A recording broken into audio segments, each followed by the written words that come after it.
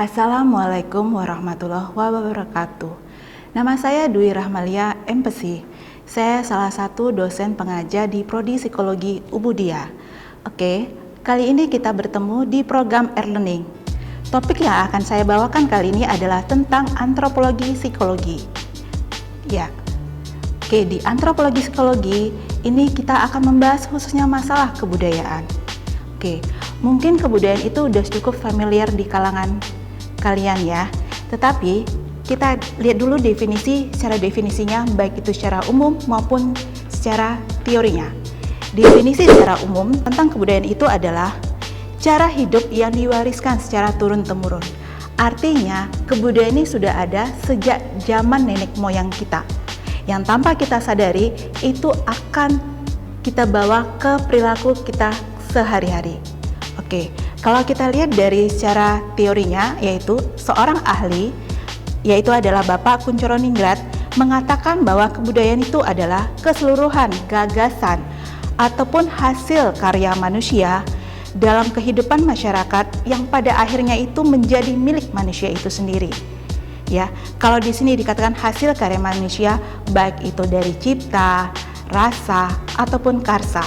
Nah, kita ingin tahu apa hubungannya, mengapa di dalam psikologi sendiri kita harus mempelajari tentang antropologi, khususnya tentang kebudayaan.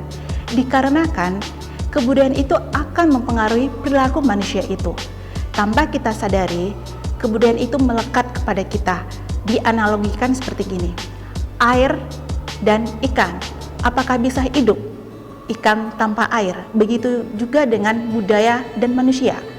Artinya, manusia pasti akan terikat dengan budayanya. Dan perilaku itu akan membawa karakter kepada manusia itu sendiri. Sedikit banyaknya, karakter manusia itu akan mempengaruhi dari kebudayaan yang dia anut sehari-hari. Oke, kita lanjut. Ya, di dalam budaya itu ada beberapa unsur. Salah satunya yang pertama adalah bahasa. Ya. Kemudian yang kedua yaitu adanya sistem peralatan hidup dan teknologi. Dan yang ketiga adalah mata pencarian. Dan keempat adalah kesenian. Yang kelima adalah religi. Dan yang keenam adalah aktivitas. Oke, jadi di dalam budaya sendiri itu ada beberapa unsur yang mempengaruhi kebudayaan itu sendiri. Nah, untuk kita akan membahas satu persatu. Yang pertama adalah bahasa. Nah, bahasa ini sudah jelas ya, kita menggunakan komunikasi dengan orang itu sehari-hari. Artinya bahasa itu bisa ada yang namanya bahasa secara lisan, ada namanya bahasa secara tulisan gitu. Nah, di Indonesia ini kan begitu ragam banyaknya budaya yang ada di Indonesia ya. Jadi secara lisan misalnya seperti ini, satu daerah menggunakan bahasa daerahnya. Nah, misalkan satu daerah kita anggap satu daerah Sumatera Utara. Nah, di dalam Sumatera Utara sendiri itu begitu banyak ragam budaya.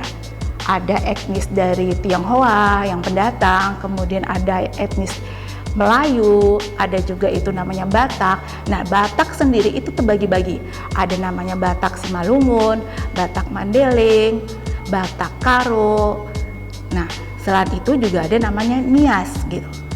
Artinya di dalam satu provinsi sendiri itu beraneka ragam etnis dan budaya, dan bahasa daerahnya itu begitu kaya.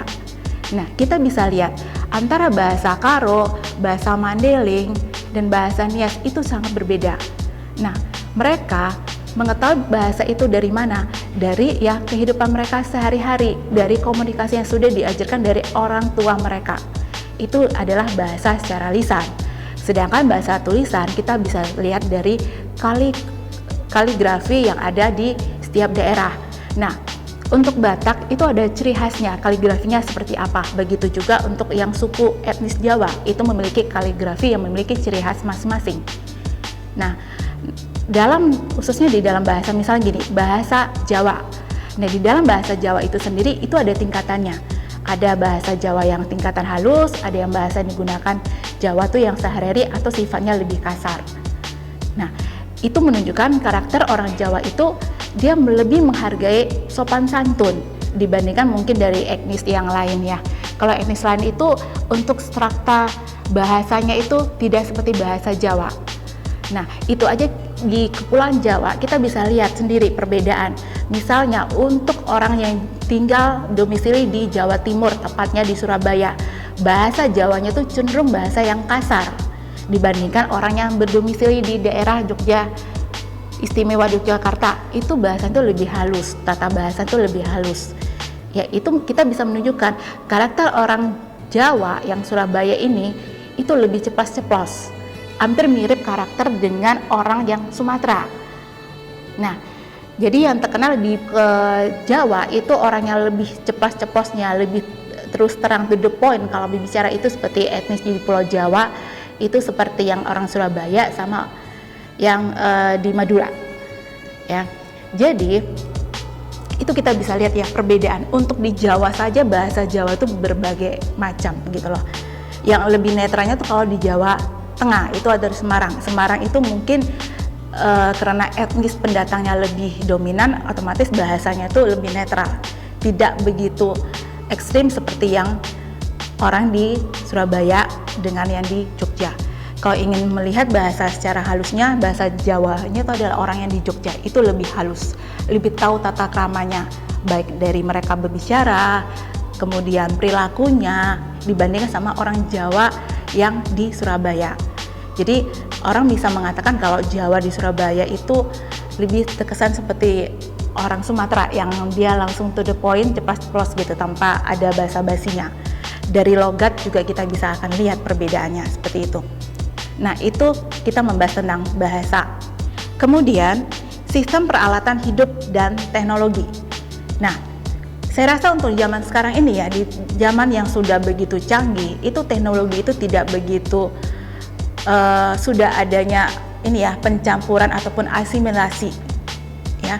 Jadi setiap daerah itu sudah tidak memberikan ciri khasnya lagi untuk yang teknologinya, itu sudah hampir merata, itu sudah kita terkontaminasi dengan budaya luar, artinya sudah adanya teknologi gitu. Tapi ya mungkin yang dilihat di sini ciri khasnya adalah untuk peralatan hidupnya. Peralatan hidupnya itu artinya apa yang mereka gunakan gitu loh. Nah, misalnya itu seperti kalau kita bisa lihat peninggalan-peninggalan sejarah dulu itu ada ciri khasnya masing-masing ya.